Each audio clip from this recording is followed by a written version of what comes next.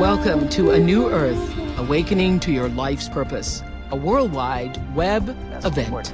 So now we're ready for class number 4. Tonight we're going deeper into identifying the ego in all of its forms. Chapter 4, role-playing and the many faces of our ego. Let me start by saying that I think the essence, it's a long chapter, so we have a lot to cover in a short period of time, these 90 minutes, but I think that the essence of this chapter is what you say on page 104, everybody, that you are a human being. What does that mean? Mastery of life is not a question of control, but of finding a balance between human and being. Mother, father, husband, wife, young, old, all roles that you play, the functions you fulfill, whatever you do, all that belongs to the human dimension.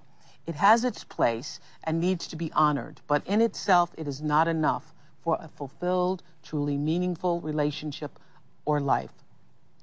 Human alone is never enough, no matter how hard you try or what you achieve. I just love that sentence. I loved it so much I wrote, wow. See how we're wow.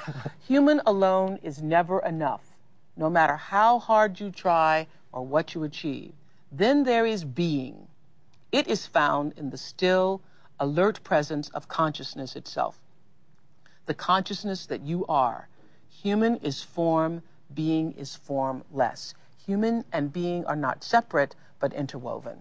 Yeah. That's the essence, to me, of this chapter. Yes, and one could say the essence of the whole teaching, in a way. It's yes. one way of putting it. And of course, human alone is never enough, no matter how hard you try or what you achieve. And that is the essence of why people are in such suffering and such struggle and such, angst against themselves in life, is it not? And it's why they play roles, because the ego plays roles, because there's unawareness that within you there is the source of all power. So people who are out of touch with the power within, or the place where all power resides, the aliveness itself, consciousness itself, then they feel a sense of lack. Why are they not in touch with it? Because they are not present. They are not in the present moment, because the present moment is the entry point into that place of power within. If you're not present, you don't realize that there is a source of power within, and then you believe that you need to get secondary power from someone or some situation or other people. Then the ego plays roles to manipulate the environment and other people to get what it thinks it needs, not realizing that all the things that it thinks will give it the power that it seems to lack, all that is already within you, if you could only be present in the now. I got it. Okay, so the question is how not to lose ourselves in the human dimension. How not to, by being present in the now. Yes, and by realizing that whenever you lose yourself, in the human dimension. In the human. That's all the stuff that being human brings with it. Yes, on the most primordial level, losing oneself means losing oneself in that continuous stream of thinking that goes through people's heads. So it drags you along, it takes all your conscious attention. Remember, we started today with taking attention away from mind and putting it into the body. Right. Another thing you can do is take attention away from thinking and put it into sense perceptions and really look and listen and touch things. So like an alertness arises. You know what I found by doing this? I don't know about all the rest of you, but I have found by being more present, just doing that one exercise, putting yourself, if I'm walking along a path in the woods near my house, be there and not be, in my head thinking about what I need to do, just to be there. And what I found is, I don't know if you all are realizing this too, you are just less stressed. Less stressed. You're just less stressed. You're calmer. Yes.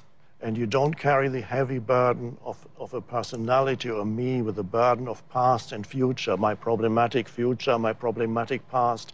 You're much more, you're light and free when you walk in presence. Okay, but my hairdresser, Andre, asked me this morning, so I'm going to ask you, then how do you ever plan for anything if you're not thinking about the future? How do you ever get anything done?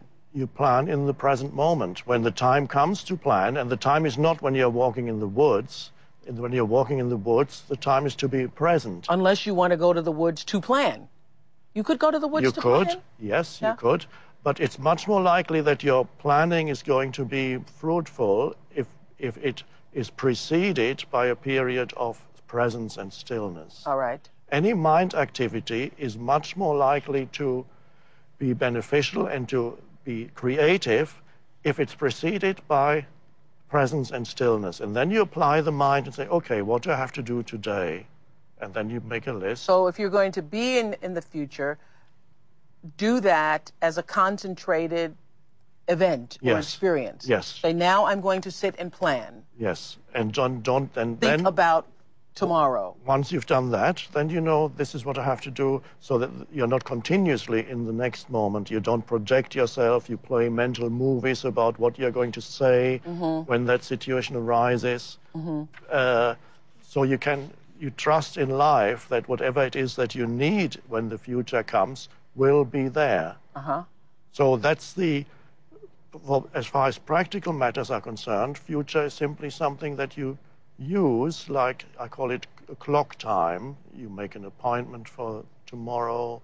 And you deal plan with your tomorrow. Yes, so you don't continuously project yourself away from the now Right. to some future, believing that it's going to be more important than the now. It's not. Because what you say on page 122, anybody who is one with what he or she does is building the new earth.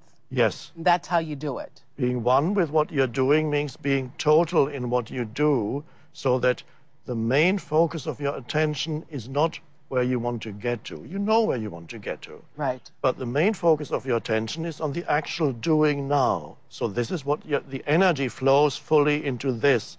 The energy is not diverted from what you're doing now through mental dysfunction, because you're wanting to get there, because then whatever you're doing will be stressful. Because whatever you give your 100% attention to is going to be better anyway. Yes. Absolutely. There was a Zen master. He was watching somebody in a competition, archery, and a man was trying very hard to win this competition, but he just couldn't make it. And then somebody asked the Zen master, what's he doing wrong?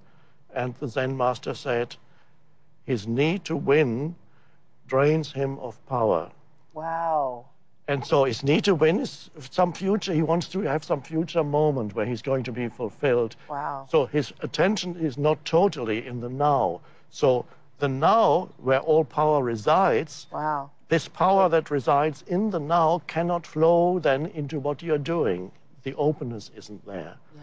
Because to have mastery in any endeavor, whatever it is, you need to be total in what you do. That's what athletes know. The Yes. great ones know. And then when they enter that, they call it the zone. Yeah, there was this great article this week, as a matter of fact, those of you saw it on Tiger Woods in USA Today, saying that he's perhaps the greatest athlete of all times because that's what he knows how to do, is to focus and be 100% present. Yes, It's just him and that ball. absolutely. Yes. Yeah, Yes. golf course. Yes. Okay, so another question that was on the message boards a lot last week when Kadada from California called and was on Skype, and she was saying that as a young person, she's thinking about the future and thinking about wanting to have a career and husband and so forth.